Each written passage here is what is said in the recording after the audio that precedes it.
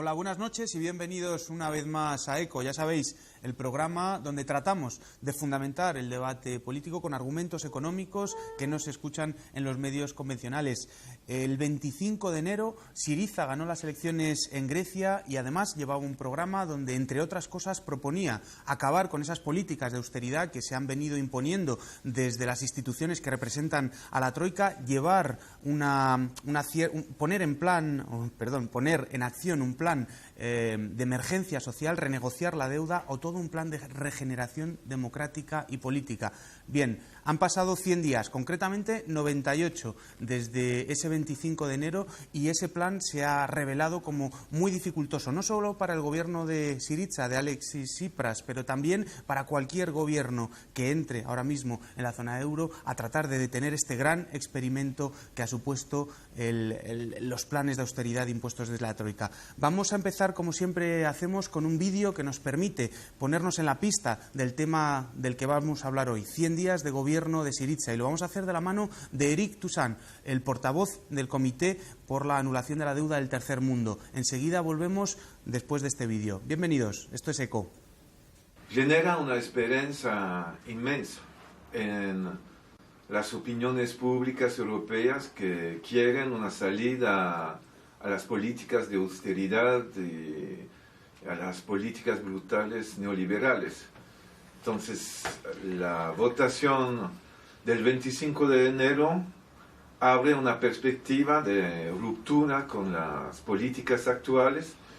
De algún modo puede ser el primer turno de las elecciones en el Estado español, porque claro, si el Syriza logra concretar la parte de su programa de ruptura con las políticas de austeridad, mostrará a las demás opiniones públicas de países donde habrá elecciones este año la posibilidad real de salir de esas políticas apoyando a organizaciones políticas que proponen la ruptura con la orientación de la Comisión Europea.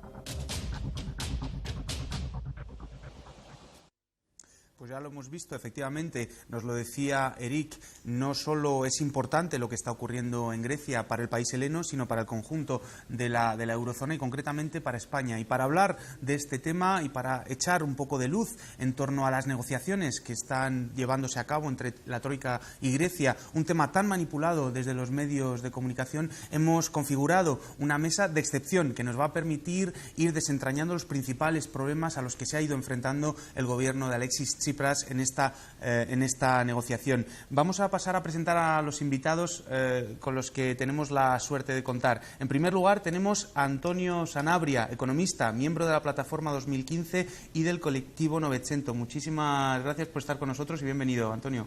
Bien hallado, gracias a vosotros. Y también tenemos a María Antonia Sánchez Vallejo, periodista del País y especialista en Grecia y los Balcanes. Muchas gracias por estar con nosotros y bienvenida, María Antonia. Gracias a vosotros, hola. Y tenemos también a Antonio Palazuelos, doctor en Ciencias Políticas, profesor de la Universidad Complutense de Madrid y miembro de Econonuestra. Muchas gracias y bienvenido por estar con nosotros, Antonio. Muchas gracias por la invitación. Pues si queréis, lo que vamos a hacer, vamos a empezar con una primera ronda acerca de lo que nos decía Eric, de lo que supuso la victoria de Grecia, no solo la victoria de Syriza en Grecia, no solo para el país heleno, pero también para el contexto de la eurozona. Antonio, si quieres, Antonio Sanabria, si quieres, una primera valoración. Sí, brevemente, yo creo que hay como varios elementos, digamos, para enmarcar el debate.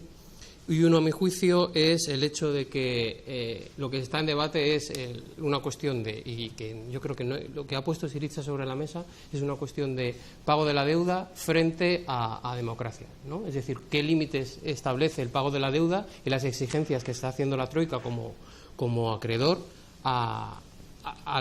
con respecto a la situación política y social de Grecia.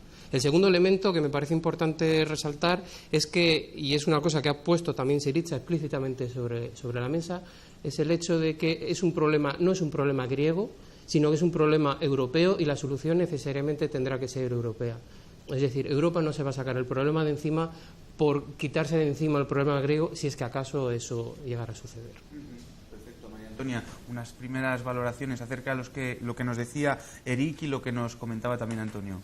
Pues en la línea de Antonio, lo que se está viendo ahora mismo sobre la mesa es, por un lado, los límites del mandato popular salido de las urnas el 25 de enero y, por otro, los imperativos, las imposiciones de los prestamistas, de las instituciones antes conocidas como Troika, que intentan hacer comulgar a un gobierno legítimamente elegido con planteamientos que no figuraban en su programa electoral y que de hecho fueron rechazados explícitamente por la población.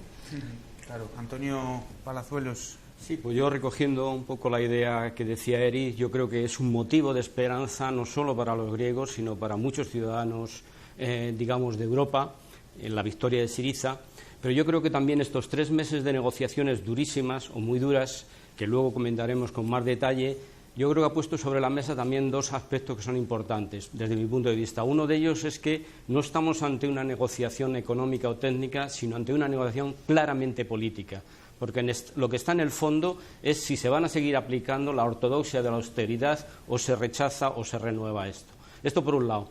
Y luego, por otro lado, yo también quisiera, aunque luego, si hay tiempo, introduciré más este elemento, el contraste en esa negociación entre un discurso hipócrita, moralizante de instituciones que no son democráticas y que han tenido entre sus dirigentes a gente muy poco moralizante, a un gobierno salido de las urnas y apoyado por más del 36% de la población y que en estos momentos las encuestas le dan un apoyo casi del 70%.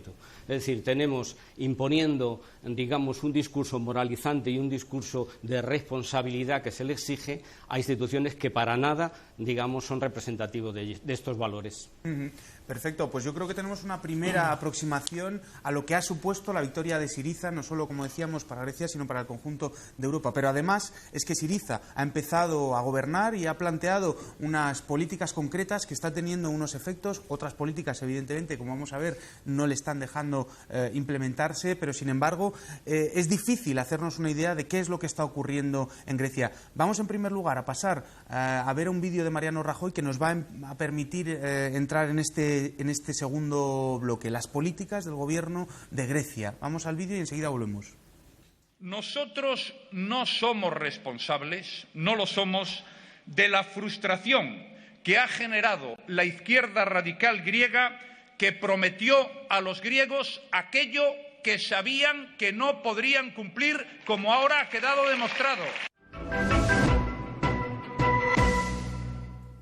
Bueno, aquello que no podían cumplir, entre otras cosas, era intentar paliar la emergencia social que está sufriendo Grecia y que vamos a ir viendo a medida que charlamos con nuestros invitados. En primer lugar, vamos a ver un gráfico de privación material. Antonio, quería empezar contigo. El gobierno de Syriza ha prometido cosas que son inverosímiles. ¿Es una opción un tanto irracional en términos económicos? Como nos estaba comentando Mariano Rajoy, ahí tenemos la privación material, cómo ha crecido en los últimos años, cómo se ha acelerado en la crisis, entre otras cosas gracias a las políticas de la Troika que con tanto entusiasmo ha abrazado Mariano Rajoy, ¿no? Sin duda. Bueno, hay que decir que la estrategia, a mi juicio, que ha hecho Syriza es una estrategia de propuestas con un cierto grado de moderación dentro de un discurso de contenido rupturista de exigir el fin de la austeridad, porque era evidencia, y la propia victoria de Syriza así lo demostraba, que se había llegado a una situación sin sentido. Bueno, no hay más que ver como la deuda pública, incluso después de una reestructuración, está cerca del 180% del PIB. Es decir, no se ha conseguido ni uno solo de los elementos que se dijo que se iba a conseguir con la tan traída austeridad. Y lo que se ha planteado es una serie de propuestas moderadas. Todas las propuestas han venido siempre del lado de Syriza y totalmente racionales desde un punto de vista económico. No es verdad lo que dice Rajoy. No han hecho cosas que no podían hacer. Han dicho cosas que no les han dejado hacer o no les dejan hacer de momento. Claro, María Antonia, además antes nos planteabas esa contradicción entre el mandato popular y lo que por otro lado exige la Troika, que es una clara contradicción. ¿Syriza se ha comportado de manera irresponsable al prometer cosas que no podía alcanzar?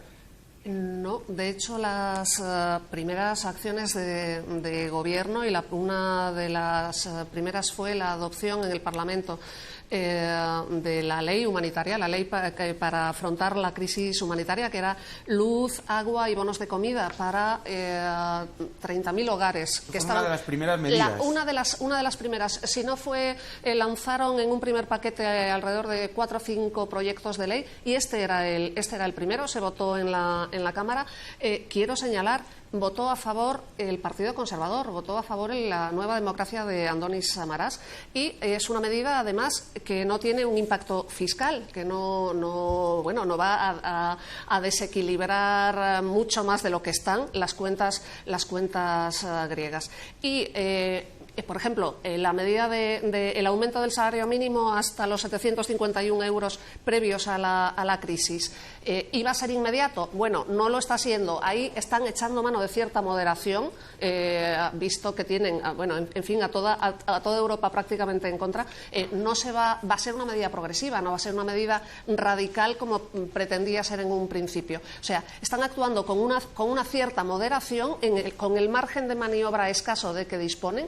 Y no estoy de acuerdo con Mariano Rajoy cuando decía que está quedando demostrado que Syriza ha fracasado. Poco a poco, piano a piano, de una manera muy, muy suave, están aprobando leyes. La semana que viene se aprobó este fin de semana pasado la ley que establece la reapertura de la televisión pública, también sin impacto fiscal, o sea, sin un impacto para el presupuesto. Claro. Ahí están. Antonio, ¿qué políticas están aplicando por el gobierno de Syriza que nos ha empezado a comentar María Antonia? Es decir, ¿qué es lo que se ha propuesto y cuál es el grado de cumplimiento que está llevando a cabo el gobierno de Syriza? Sí, yo voy a empezar con una pequeña, digamos casi anécdota. En un artículo de María Antonia del mes de febrero que hacía encuestas a los ciudadanos griegos que habían votado Syriza, había una que me llamó mucho la atención. Dijo, con que cumplieran el 5% de lo que han prometido, este país daría un vuelco. Antonio, déjame que te corte. Solo sí. Vamos a ir viendo el gráfico de acceso a la energía y la dificultad que tiene la población griega y que estas medidas pues están ayudando a paliar. Mientras nos comentas lo que estabas diciendo. Sí, continúa, perdona. Sí, que en este sentido esta es la percepción. Es decir, yo creo que en las políticas que está llevando a cabo Syriza hay que diferenciar claramente, en primer lugar, la correlación de fuerzas tanto a nivel interno como internacional para saber qué es lo que se puede hacer. Pero, por otro lado, yo creo que diferenciaría lo que son cuestiones de principios, que yo creo que están siendo enormemente coherentes y muy firmes en no verdaderamente echarse atrás y negociarlo dentro de lo posible, y luego lo que serían las políticas reales que se pueden hacer, que hay una limitación muy fuerte que es de recursos, en la medida de que luego saldrá a relucir en el debate, evidentemente hay un ahogamiento de la financiación que es posible para Grecia, y en ese sentido vamos a ver que algunas de las medidas que prometieron y que eran en parte simbólicas las están llevando a la práctica, como decía antes María Antonia, y en otras evidentemente estamos encontrando de que o se están retrasando, se está cediendo, y otras es posible que aunque quisieran van a tener que ceder a más largo plazo. Pero yo creo que en los aspectos fundamentales, sobre todo en el tema de la austeridad, el que las políticas las decidimos nosotros y no nos vienen impuestas por un correo electrónico, como el memorándum, etcétera, etcétera, ahí están siendo, digamos, muy responsables con lo que prometieron al pueblo griego. Porque hay una cosa que hay que señalar y es que la alternativa, digamos, económica que supone la propuesta de Syriza no es una alternativa que se la saquen de la manga, sino que, decíamos antes de entrar en el plató, muchos de los ministros son académicos y han trabajado muchísimo en el tema, son académicos y que investigan en el proceso económico. Vamos a ver lo que nos decía Alberto Garzón, nada más ganar las elecciones Syriza, acerca del planteamiento económico que traía Syriza debajo del brazo. Vamos a verlo. El programa económico de Syriza es un programa que tiene un largo desarrollo, que lo hemos trabajado conjuntamente en el Partido de la Izquierda Europea durante muchos años y que realmente ellos han estado insistiendo en algo que es muy cierto, en mi opinión, que es que no es un problema técnico fundamentalmente, sino un problema político, un problema de prioridades, y las prioridades del anterior gobierno pues eran muy distintas a las de ahora, y es verdad que hay restricciones, una camisa de fuerzas que se llama Unión Europea, un Banco Central Europeo y unas instituciones que están organizadas y diseñadas diseñadas a beneficio de los bancos, pero Grecia es un país importante, muy importante. Su economía quizás no sea tan importante como otras, como la española, por ejemplo, pero sin embargo es suficiente como para demostrar que el diseño de la Unión Europea es un diseño fracasado y que desde luego no se puede empujar a un pueblo entero como es el griego a la desesperación como se está viendo aquí en las calles de Atenas. Y por lo tanto, cualquier reforma que vaya en el programa económico de Syriza va a ser bienvenida por la mayoría social de Grecia. Eso es lo que más teme la Troika. Bien, porque además una de las cuestiones esenciales que hay que decir es que el gobierno de Syriza, como estaban comentando nuestros invitados, está cumpliendo todas aquellas condicionalidades que le está imponiendo la Troika, pero eso no ha servido para que la deuda caiga, como vamos a ver en el siguiente gráfico. Antonio, nos estáis presentando una situación donde la radicalidad y la irracionalidad viene desde las instituciones europeas, desde lo que representa la Troika. ¿Nos puedes hablar del planteamiento económico implícito en cada una de las posiciones de Grecia y de la Troika? ¿Por qué nos presentan como racionalidad algo que parece que está llevando no solo a Grecia sino a la eurozona a un abismo ineludible? Bueno, la clave de esa racionalidad o irracionalidad, se ha dicho ya en la mesa, es una cuestión que el trasfondo es político y no técnico. Es decir, no es Varoufakis como técnico que se pone a discutir, o Tsakalotos ahora con los técnicos de la Troika, sino que es una cuestión política. Digamos que la posición, a mi juicio, de lo que ha sido la parte europea, la parte troika, digamos, en la negociación con Grecia, es una cuestión política. En un inicio yo creo que fue no sabemos qué hacer porque tenemos un problema, y es que nuestros bancos, especialmente franceses y alemanes, están muy expuestos a la crisis griega, lo cual una salida, una reestructuración de la deuda, ordenada o no, va a suponer un problema para nosotros, y ante eso pues se ganó tiempo. Y ahora la situación es, hay un gobierno de izquierdas, un gobierno rupturista en cuanto a la política de austeridad, pero porque la propia política de austeridad ha mostrado su absoluta inutilidad. Y es más, ha provocado una tragedia social, que ahora mismo la crisis de deuda es una crisis social en toda regla. Entonces, lo que ellos, ante esa situación de derrota, yo creo que lo que están planteando es una salida negociada, sí, les interesa más que una posición rupturista, pero una posición en la cual el gobierno de Syriza de alguna manera quede derrotado, ¿no? Es decir, que haya cedido por encima de las líneas rojas que ha marcado, y lo puede hacer porque la correlación de fuerzas y la situación entre ambos es marcadamente desigual. María Antonia, ¿estás de acuerdo con eso? Nos quieren mostrar una ejemplaridad con la posición de la Troika frente a Grecia para que no haya, eso de lo que nos hablaba Eric Toussaint, una esperanza en Europa. Sin duda. Hay elecciones no solo en este país, también en otros países europeos este año, y una victoria de Syriza, Syriza sacando adelante todas sus promesas, si cabe la mitad siquiera de ellas, podría ser un ejemplo peligroso para votantes de otros países que dicen ¿y por qué no lo intentamos? Hay mucho de eso, hay mucho de correlación, de una desproporción en las fuerzas bestial. O sea, Grecia no puede hacer frente al Banco Central Europeo, a Draghi, a Dijsselbloem.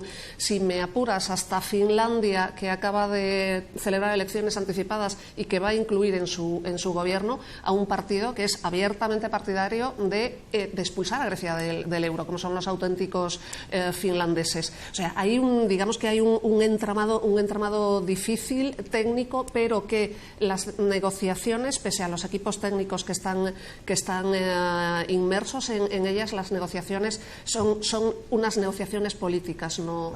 ¿Y cómo se vive porque yo sé que estás muy cercana a la realidad griega, haces muchos viajes hacia allí, ¿cómo se vive desde allí la posición política del gobierno de Syriza? ¿Cómo se percibe esta incertidumbre que representan las negociaciones, ¿no? De no poder llegar a un acuerdo, ¿no? Y, en fin, ¿sigue disfrutando el gobierno de Syriza de un apoyo mayoritario en la población? Sigue disfrutando de un apoyo.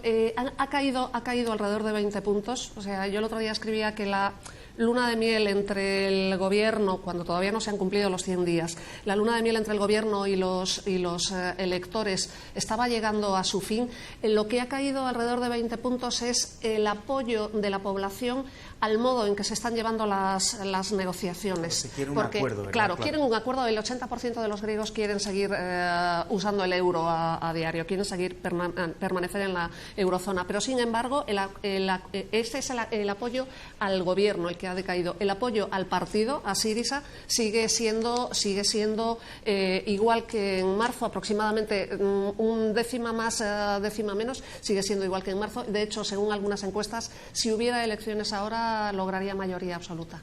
Antonio, y respecto a la herencia, la famosa herencia de la que nos hablan algunos políticos aquí, allí resulta que es una herencia porque hay unos acuerdos firmados, ¿no?, del rescate por el anterior Gobierno. ¿Y qué es lo que ha podido Syriza renegociar en términos de esos acuerdos que venían del anterior Gobierno con la Troika y qué es lo que está manteniendo? Sí, bueno, lo que cuando se analiza con detalle lo que ha ocurrido en Grecia y en las negociaciones con la Unión Europea y la Troika desde 2010 en adelante, hay un elemento que ya coincidimos prácticamente todos los que somos críticos verdaderamente con la política de austeridad, y es que evidentemente el rescate nunca vino a rescatar a Grecia, sino que vino a rescatar a los bancos alemanes y franceses. Es decir, cuando nosotros analizamos de quién era la deuda en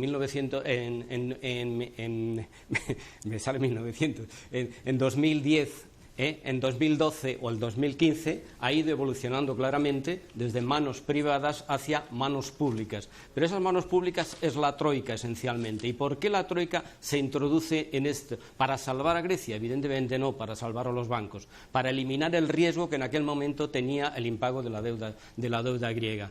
Entonces, en este sentido, cuando se habla de, como yo decía antes, de responsabilidad, cuando se ha hecho un rescate no para salvar a la sociedad, no para salvar a la economía y al país griego, sino esencialmente para salvar a la banca, como ya tenemos ejemplos en otros muchos países, evidentemente la responsabilidad del pago de esa deuda y todas las consecuencias, evidentemente habría que trasladárselo a ello.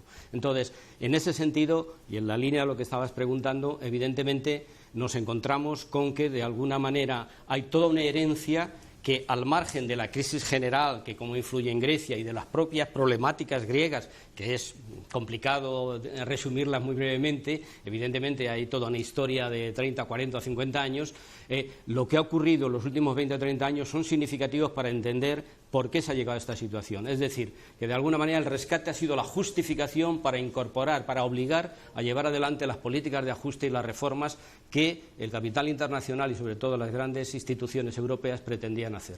Si me permites un pequeño matiz al hilo de lo que decía Antonio, hay que tener en cuenta que la reestructuración que citaba de 2012, que primero se hace 2 años después de que Grecia quede fuera de los mercados, volvemos criterios políticos no técnicos, y no se hubiera hecho antes, no solamente es la mayor registrada en términos de volumen de deuda, sino que hay que tener en cuenta que es la mayor en la historia, al menos registrada, en cuanto a trasvase de deuda privada, en manos privadas a manos oficiales. Creo que es importante tener eso presente. Claro. Es decir, ahora la negociación es con la Troika, pero porque la Troika es a sí mismo acreedora por el rescate a los bancos que se ha citado.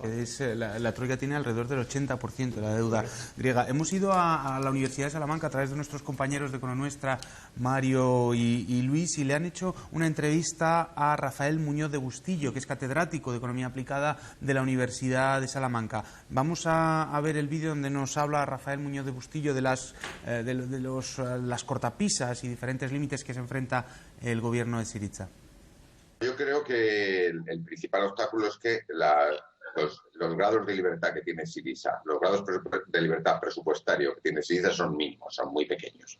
Entonces, para poder poner en marcha las medidas, las mínimas necesarias para intentar cambiar o frenar el proceso de deterioro del país, hace falta una mínima complicidad de la Comisión Europea y del Banco Central Europeo y del Fondo Monetario Internacional. Y no solamente no se ha encontrado esa mínima complicidad, sino que hoy por hoy lo que cada uno de los pasos de la Comisión lo que ponen de manifiesto es una posición de mantenerla y no enmendarla, ¿no? de no reconocer que no ha funcionado la estrategia, la política que se ha aplicado en el caso de Grecia, y entonces, bueno, no hay que ser economista para saber que eso no ha funcionado. Claro, pero resulta un poco, da un poco de pánico el hecho de que tengamos que apostar toda la posibilidad de encontrar una solución al problema de Grecia a la complicidad de las instituciones europeas, ¿no? Porque tal vez se ha demostrado que no hay tal complicidad antes de llegar al gobierno, entonces ahora yo no sé si existe qué margen de maniobra tiene Syriza y qué plan alternativo puede tener María Antonia. No sé si hay alguna información al respecto, qué planes están barajando en torno a la posibilidad de no llegar a un acuerdo. Yo mismo he leído hoy mismo que las autoridades griegas, el gobierno de Atenas, ve posible un acuerdo, pero desde luego no en unos días, a lo largo de mayo, puede que incluso a primeros de junio, y retrocediendo en algunos ámbitos que parecían infranqueables, que eran una de sus líneas rojas, por ejemplo el de las privatizaciones. El puerto de Pireus, por ejemplo. Pese al anuncio que hicieron el primer día del gobierno, va a seguir adelante la privatización del 51% del puerto del Pireo, el resto lo tiene la empresa pública china COSCO. Y este 51% que quedaba va a seguir adelante, y también la privatización, la cesión temporal de 14 aeropuertos regionales. Esa era una de las líneas rojas. Bien es cierto que son dos procesos iniciados con el gobierno anterior, con el gobierno del bipartito, pero bueno, era una cesión implanteable por parte de Syriza, y al final lo va a acabar siendo. Queda por ver si 3 puntos capitales para el gobierno, para Syriza, que son la reforma del mercado laboral que exige la antigua troika, la subida del IVA en las islas, que ahora gozan de un IVA reducido, y el otro recorte de las pensiones, 3 puntos a los que el gobierno se niega en redondo. Queda por ver si acabarán sufriendo en este proceso. María Antonia, yo creo que nos ha puesto perfectamente en la pista de saber cuál es la posición del gobierno de Syriza en torno a las negociaciones. Vamos a pasar al siguiente bloque, y es saber qué se está negociando en estos momentos, porque tenemos muchísima dificultad a la hora de identificar cuáles son cada una de las posiciones, tanto las exigencias de la troika como lo que está ofreciendo el gobierno de Alexis Tsipras en estas negociaciones. Y para ello vamos a empezar precisamente con un vídeo del presidente de Alexis Tsipras, estableciendo, o que nos permite entender un poquito cuál es la posición con la que se presenta Grecia ante las instituciones europeas. Έχουμε συγκεκριμένο και εφαρμόσιμο σχέδιο, στη βάση του οποίου διαβουλευόμαστε με τους εταίρους μας. Η ελληνική δημοκρατία δεν είναι απειλή για την Ευρώπη. Και η πολιτική αλλαγή στην Ελλάδα είναι μια ευκαιρία που πρέπει όλοι στην Ευρώπη να αξιοποιήσουν. Η Ευρώπη, η Ευρωπαϊκή Ένωση είναι το κοινό μας σπίτι. Οφείλουμε να εργαστούμε σεβόμενοι τους κανόνες που διέπουν τη συγκατοίκησή μας στην Ευρώπη, αλλά ταυτόχρονα και σεβόμενοι την ισοτιμία των κρατών μελών. Διότι στην Ευρωπαϊκή Ένωση αλλά και στην Ευρωζώνη εργαστούμε και για να αποκαταστήσουμε τις μεγάλες πληγές που άφησε πίσω της η κρίση. Καταθέσαμε προτάσεις ρεαλιστικές που μπορεί να γίνουν κοινά αποδεκτές και στο κρίσιμο θέμα του χρέους, που πρέπει να γίνει βιώσιμο και δεν αφορά μια ελληνική περίπτωση, αλλά αφορά το ευρωπαϊκό θέμα που πρέπει να συζητήσουμε και να πάρουμε από κοινού αποφάσεις για το κοινό μας μέλλον, προκειμένου να φύγουμε από αυτή την αυτοτροφοδοτούμενη κρίση.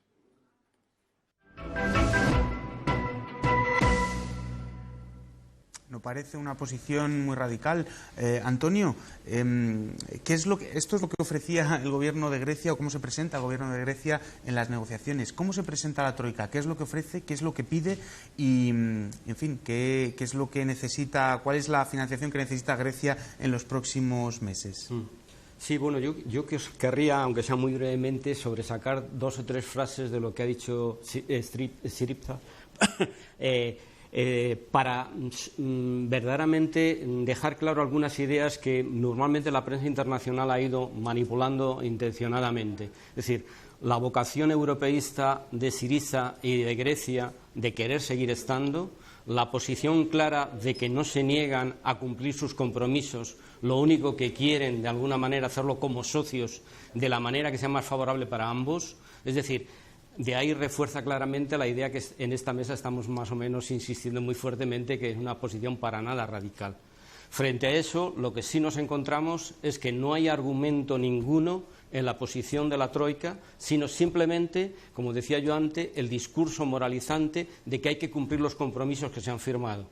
Entonces, no hay negociación posible cuando no se puede negociar. Es decir, cuando no se ponen encima de la mesa lo que son los problemas no solo de Grecia, sino del conjunto de la Unión Europea. Porque una de las cosas que hay que dejar muy claro es que, evidentemente, Grecia es uno de los países más endeudados de Europa, pero la deuda europea es impresionante. Es decir, que no solamente hay países tipo Bélgica, Italia, Irlanda y otros muchos más que tienen niveles por encima del endeudamiento griego en función del PIB. Es decir, que hay un problema general de deuda a nivel mundial. Valga de paso decir que Estados Unidos y Japón son los más endeudados, todavía muchísimo más, y entonces en ese sentido lo que nos encontramos es que la posición de la Troika, yo creo que claramente es de no negociar, porque, como decíamos antes, se impone la disciplina política más que realmente la negociación práctica de lo que se está intentando hacer razonablemente, y es cumplir los compromisos, pero dentro de una racionalidad que sea asumible en cubrir las necesidades básicas imperiosas y, sobre todo, garantizar el crecimiento económico que encima de la mesa se pone. ¿Para qué han servido los planes de austeridad? Para nada, para recuperar el crecimiento económico. María Antonia, esta salida de Varoufakis o esta salida, digamos, se le ha promovido, se le ha llevado, digamos, a supervisor de las negociaciones, pero no va a estar directamente o van a estar al frente Tsakalotos y Drakasakis, efectivamente. ¿Qué supone esta salida de Varoufakis o qué significa? ¿Cómo la podemos interpretar? Cosméticamente parece una salida, parece una marginación de Varoufakis, pero el que se sentará el día 11 de mayo en la reunión del Eurogrupo va a ser Yanis Varoufakis.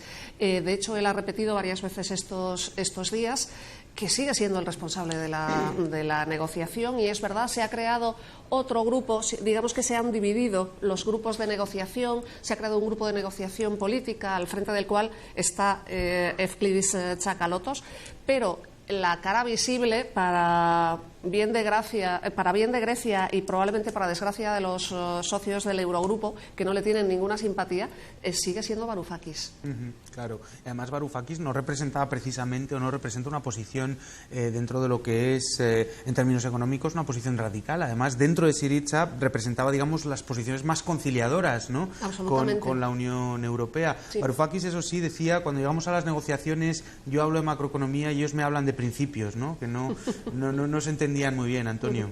Pues yo creo que Varoufakis ha jugado muy bien. En los medios muchas veces se ha intentado resaltar lo negativo, que las fotos con Paris Match, etcétera, pero bueno, esos son fuegos artificiales. A mí lo que me interesa es cómo ha enfocado las negociaciones, teniendo en cuenta que tanto la parte griega como la Troika eran conscientes que había público. Es decir, yo creo que tanto la Troika como Grecia hablan mucho mirando hacia el resto, ¿no? Mirando, pues, pensando en Grecia, pensando en el efecto expansivo que pueda tener su ejemplo y aguantar en el tiempo para que no repercuta para mal en otros sitios, y demostrar que se puede negociar con otra posición, y desde el lado de la Troika para mandar un mensaje de mano dura, ¿no? De cuidado que se mueva. Y Varoufakis ha mostrado que el debate no era técnico, porque técnico es él, y nadie contestaba los argumentos técnicos. Segundo, ha zanjado con cualquier cuestión de que, bueno, es que vais con posiciones irrealizables, implanteables. Él ha ido a partir de los datos macro y ha hecho propuestas absolutamente moderadas desde una perspectiva técnica, y diciendo que una posición de Grecia de pagar hasta el último euro de deuda. Es decir, no ha hecho ninguna posición rupturista desde el punto de vista del discurso de la Troika. Y lo que sí que ha hecho ha sido evidenciar la propia trampa del discurso de la Troika, donde al final a lo que se juega es a poner contra las cuerdas al gobierno de Grecia frente a sus propias líneas rojas. Antonio Palazuelos, en este caso, ¿estás de acuerdo con esta posición o hay algún tipo de crítica que se pueda hacer a la posición del gobierno griego en el sentido de que está haciendo demasiadas concesiones que le están llevando a un impasse, donde no tiene capacidad ni margen de maniobra, y la otra posición, la de la Troika, está jugando claramente a asfixiar al rival o al contrincante que tiene delante? Bueno, yo desde mi punto de vista, desde la Troika y esencialmente desde las directrices las reuniones de negociación del Eurogrupo y sobre todo las políticas del Banco Central Europeo, que van a asfixiar en términos de liquidez y de generar problemas inmediatos para que no se puedan aplicar ni siquiera las medidas de austeridad, yo creo que está bastante evidente que de alguna manera hay una posición muy tajante. Desde el punto de vista de la negociación del gobierno, el gobierno evidentemente, como decíamos antes, tiene que responder a sus principios, a su programa, pero también a su propia sociedad y al propio partido de Syriza, que evidentemente hay todas las posturas posibles. Desde antes de la negociación y desde antes de ganar las elecciones hay grupos importantes que eran mucho más radicales y que estaban a favor de ni de negociar, ni de pagar la deuda, ni cosas por el estilo. El gobierno, de alguna manera, está llevando las negociaciones de una postura en términos posibilistas, en el sentido de intentar llegar al máximo de lo que se pueda conseguir, pero, vuelvo a insistir, para mí, siendo muy coherentes con no traspasar, si es que no se ve obligado a ello, y si se ve obligado a ello, ya está saliendo a relucir posturas como que a lo mejor van a tener que hacer un referéndum. Varoufakis llegó a decir que a lo mejor hay que hacer otras elecciones en Grecia para justificar o no si su postura es adecuada o no, y los famosos planes B que se lanzan unos y otros, pues evidentemente están todos encima de la mesa.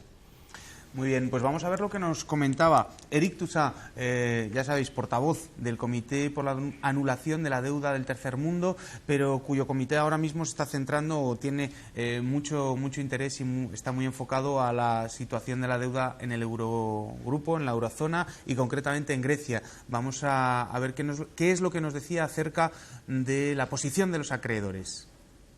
Los acreedores, sea el Fondo Monetario Internacional o el Banco Central Europeo y la Comisión Europea, es decir, los gobiernos de la zona euro, no quieren dar ningún margen de maniobra al gobierno de Syriza para realmente dar la espalda a las políticas de austeridad. Exigen seguir con las privatizaciones, por ejemplo, el puerto del Pireo, exigen la privatización, están en contra de restablecer parcialmente las jubilaciones, están en contra de las medidas tomadas para proteger a las familias de los desahucios, es decir, que no le dan realmente margen. Estamos en una situación de confrontación fuerte, aunque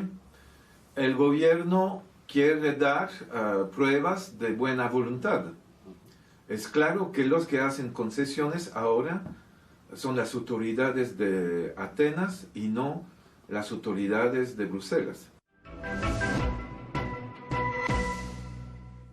Claro, nos habéis hablado cada uno de vosotros de la posición de fuerza que tiene la Troika, pero Antonio, cuéntanos, ¿cuál es la situación de liquidez a la que se enfrenta Grecia? ¿Por qué está tan ahogada o asfixiada en términos de dinero? ¿Qué es lo que no puede hacer? ¿De quién depende? ¿Dónde está encontrando la financiación? ¿Dónde tiene los problemas? Bueno, Grecia, digamos que tiene dos elementos de presión. Uno que ya era conocido cuando Syriza llega al gobierno, que es un problema de presión en cuanto a pagos inmediatos que tiene al corto plazo, que es además una herencia que viene de la reestructuración de 2012, que se mantiene una serie de pagos a corto plazo, que en 2015 vienen a ser en números redondos, en torno a 39.000 millones de euros.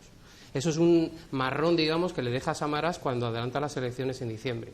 Y él no aprueba el último tramo del rescate, expensas de que lo apruebe Syriza y asuma lo que va implícito de aceptación de condicionalidad con ese rescate. Entonces, esa es una línea de presión. Hay una serie de pagos inmediatos. Uno ha sido en una match ball, podríamos decir, en marzo, tiene otra en julio, de una serie de pagos al Fondo Europeo de Estabilidad y al Banco Central Europeo principalmente.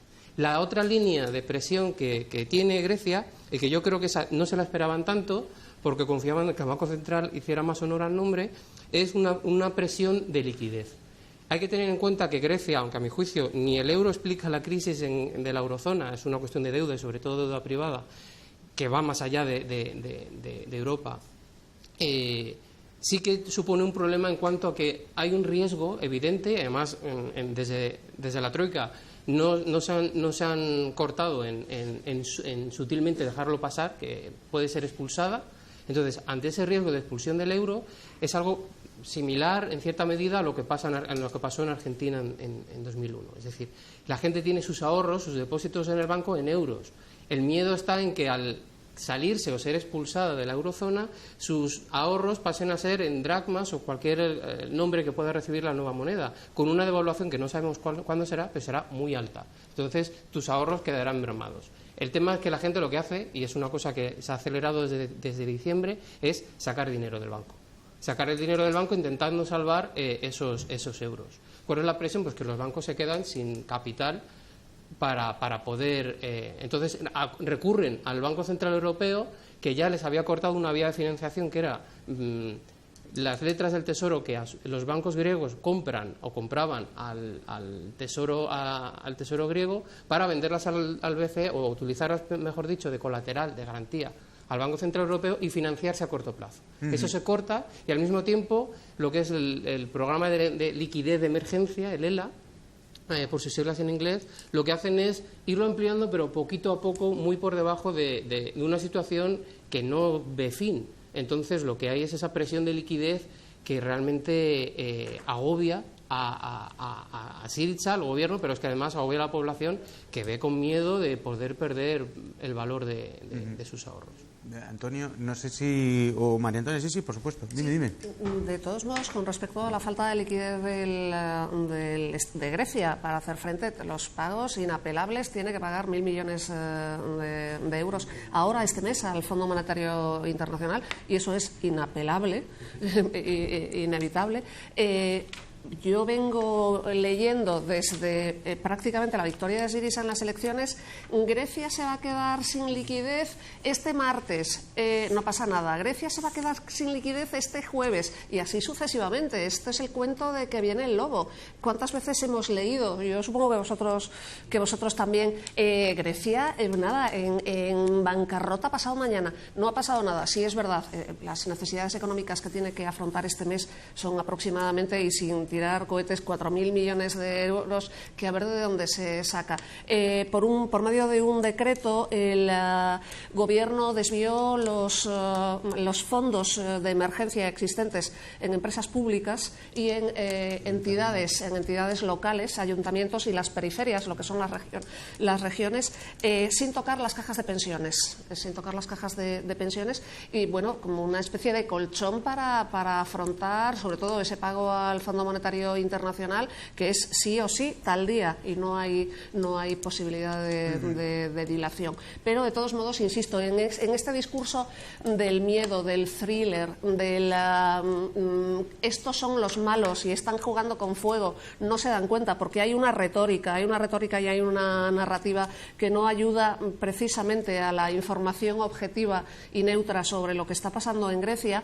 Se está abusando mucho de esto de que Grecia no tiene liquidez, se queda sin dinero, y de momento ahí están, precariamente, pero están. Parece, podemos extraer de lo que nos estáis contando que hay un timing especialmente diseñado desde las instituciones europeas, concretamente el Banco Central Europeo, que aparentemente lo que nos cuentan es que es independiente de los gobiernos de la eurozona, pero parece que es muy dependiente del gobierno alemán. Antonio. Pues evidentemente. Y otra de las cosas que también es significativo es el hecho, por ejemplo, de cómo se juega con la legalidad y la ilegalidad y la imposibilidad de que las instituciones puedan hacer algo o no hacer algo, cuando en esta historia que viene, como decía yo antes, de lejos, desde el 2010, se ha no cumplido los acuerdos y los tratados europeos, se los han saltado a la torera, como pueda ser el rescate. Según los tratados europeos no se podía rescatar a Grecia en 2012 y sin embargo se le rescató con los objetivos que decíamos antes que se perseguían. Lo mismo pasa ahora con el tema del Banco Central Europeo. Evidentemente, según se estructuró el Banco Central Europeo, no puede hacer muchísimas cosas, pero estamos viendo cómo sí hace unas y otras no. Y en este sentido, una de las justificaciones de por qué no se le puede dar más liquidez estaría en la línea de esto de que no se le puede dar más liquidez a un país que está rescatado, cuando estamos viendo que cuando de alguna manera les interesa, evidentemente se salta todo ese tipo de legalidades, ¿no?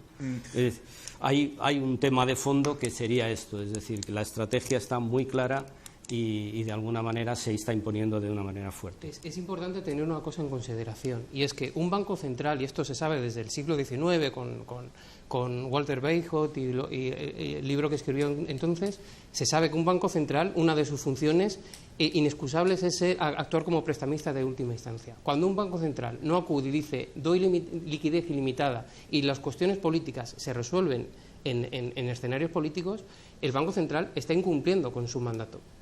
Con el principal objetivo de un banco central, o por lo menos con una de sus funciones, desde luego. Vamos a ver lo que nos decía, y además queríamos preguntarte, María Antonia, porque nos hablan de cuál es el tratamiento que se está dando desde los medios de comunicación pues a estas negociaciones y qué es lo que podemos obtener o qué información podemos sacar nosotros de esas, de esas pequeñas informaciones que nos dan los medios. Vamos a verlo. Los medios de comunicación dominantes no quieren para nada abrir un debate sobre la legitimidad y la legalidad de la deuda reclamada a Grecia o en un país como España, porque es claro que si ellos darían realmente el espacio que se requiere dar a esa iniciativa histórica, eso podría abrir los ojos de los telespectadores y la mente de los telespectadores y llevarlos a pedir también auditoría en su país.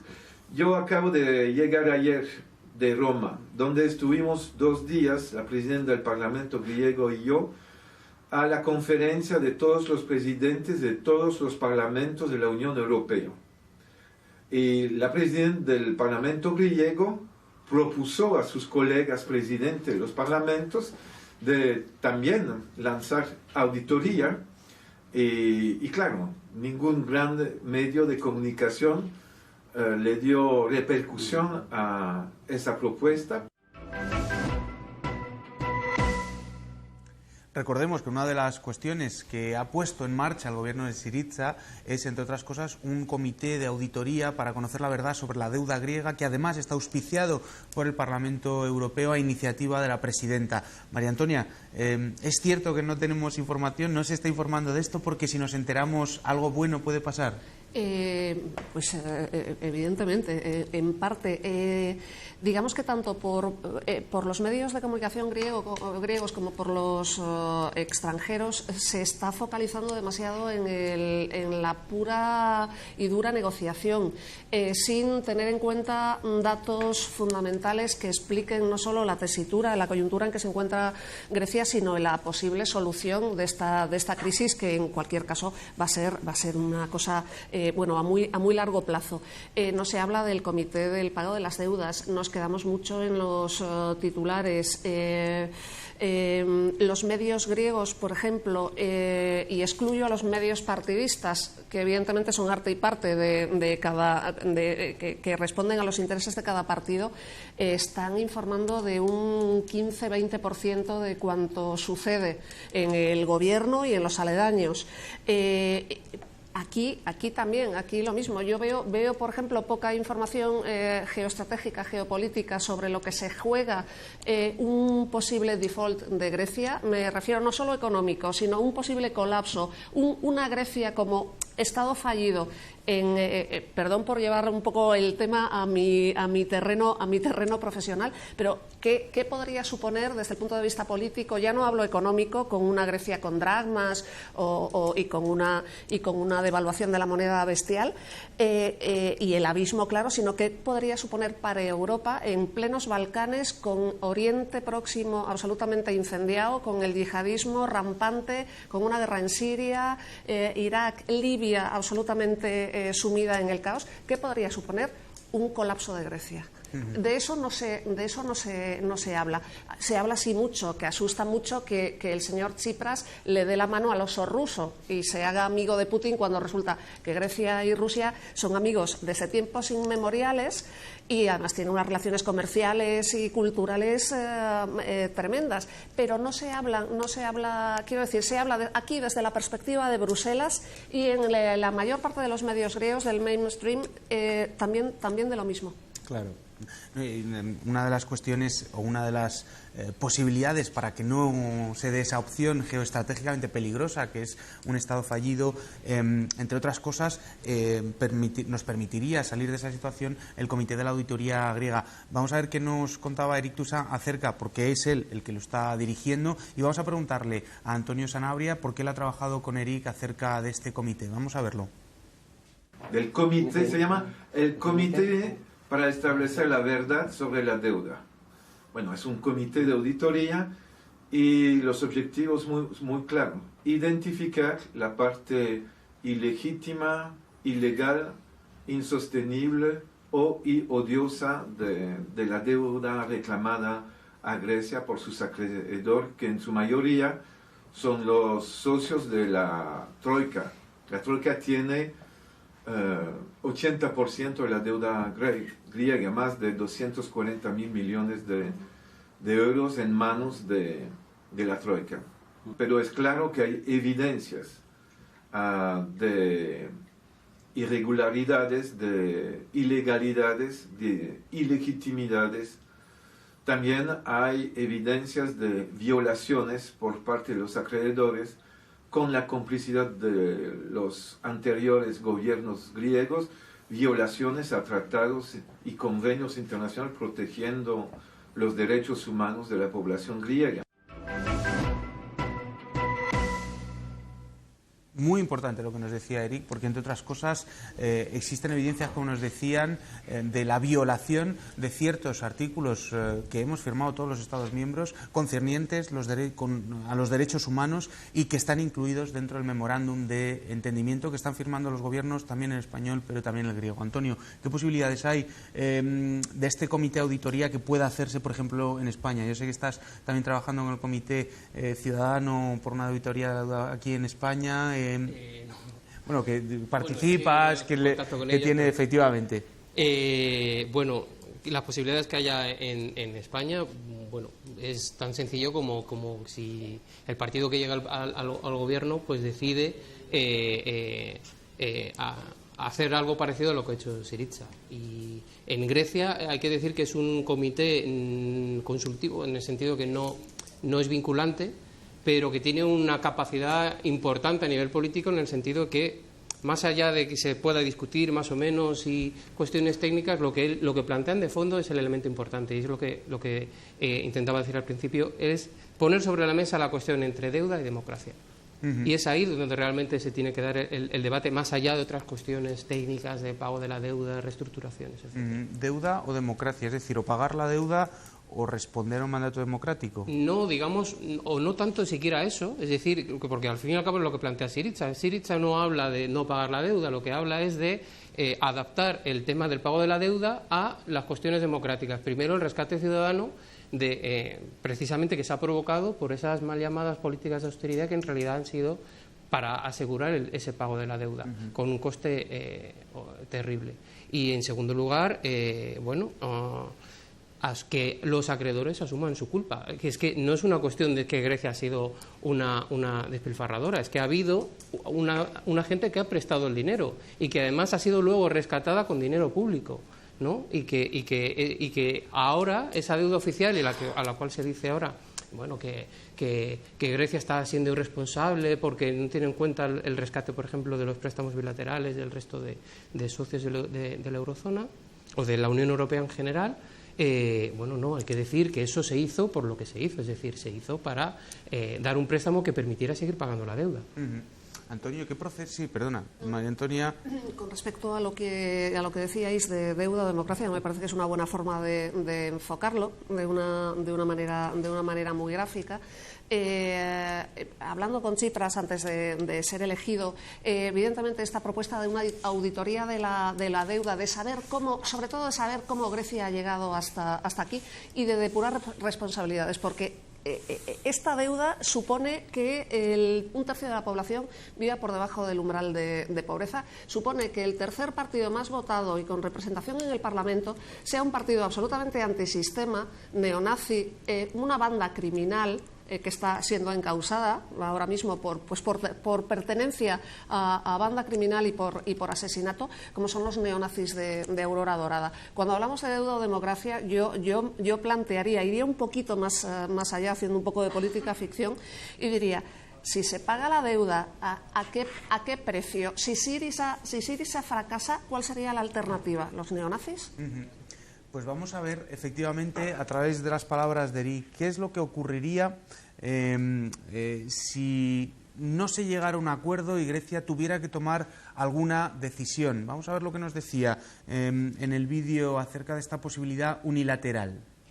Si los acreedores siguen con la posición rígida que adoptaron, seguramente las autoridades griegas tendrán que hacer un balance de su actitud moderada y responsable frente al pago de la deuda, porque Grecia sigue pagando la deuda y tendrán, creo que, revisar su posición para adoptar, si no hay un cambio del lado de los acreedores, su política. Es decir, tomar medidas fuertes, lo que implica acto soberano unilateral. Acto soberano unilateral. Bien, me gustaría, Antonio, que nos dijeras esta posibilidad, ¿qué te parece? Y que vayamos cerrando ya, si queréis, vuestro turno de intervención en torno a Grecia. Ya sé que se nos quedan muchísimas cosas, sí, pero bueno, es que vamos a hacer muchos más programas sobre esto. Antonio. No, bueno, yo creo que los márgenes o el futurismo es bastante complicado. Va a depender totalmente de lo que pase en estos 2 meses. Yo creo que van a ser cruciales. Y en este sentido, yo creo que si se cierra la puerta de la negociación, la trascendencia de esto va a ser muy importante, no solo para Grecia, sino fundamentalmente para Europa en general. En la medida de que yo creo que buena parte de la sociedad organizada de los diferentes países europeos se van a dar cuenta de que no hay muchas alternativas dentro de este llamado sistema democrático que no permite que los pueblos puedan decidir el futuro. Muchas gracias, María Antonia. Este acto unilateral al que hace referencia Eric Toussaint bien podría ser, a mí se me ocurren dos opciones que pueden estar en la mente de todos, pero bien podría ser el referéndum al que anunció la semana pasada Tsipras, cuando dijo que un acuerdo que violara las líneas rojas sería sometido a referéndum, y yendo un poco más allá, hipotéticamente, esa salida que la parte más dura, más radical de Syriza propone, una salida del euro. Antonio. Bueno, básicamente ya se ha dicho lo importante. Mantener el tema de cuando se habla de responsabilidad en las negociaciones y demás, yo creo que en el supuesto juego de la gallina entre una y otra parte, ¿no? Que gana el que o pierde el primero que se aparta. Syriza va en bicicleta y los otros y la troika va en un tanque. Entonces, y además con el riesgo de que si Syriza en cualquiera de los escenarios le van a hacer pagar el tanque, ¿no? O sea, que es una situación en la cual además lo que se plantea es un escenario en el que, y ahí por eso es un chantaje, es que Syriza necesita en cualquiera de los escenarios ganar fuerza social para poder para poder asumir la gobernabilidad de cualquiera de las decisiones que se tomen, incluso si llega el caso de la unilateralidad. Bueno, pues muchísimas gracias a los tres. Yo creo que nos habéis permitido enterarnos un poquito más, entrar dentro de ese agujero oscuro, agujero negro que intencionadamente son las negociaciones entre la Troika y Grecia. Muchísimas gracias a los tres por haber estado con nosotros y os esperamos en una próxima ocasión. Gracias. Bueno, pues y como siempre, llegamos una vez más al final de nuestro programa. Yo creo que ha quedado varias cosas claras en torno al debate que hemos tenido en la mesa. En primer lugar, que existe margen de maniobra y que las políticas que se están aplicando desde el gobierno de Syriza están aliviando esa emergencia social a la que se ha enfrentado la población por el empecinamiento de esa irracionalidad que es el gran experimento neoliberal que llamamos la austeridad.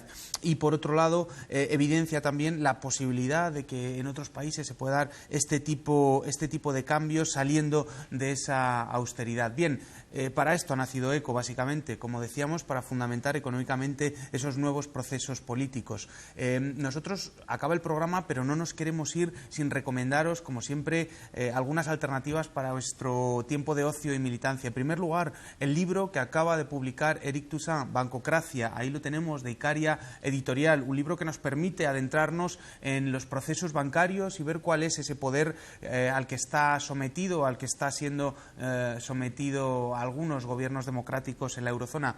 Y también queríamos recomendaros los movimientos sociales que han surgido aquí en España. No solo nos dejan manifestaciones, que son muy importantes, sino que también nos dejan expresiones culturales, donde también la cultura, ya sabéis, también es un lugar de lucha.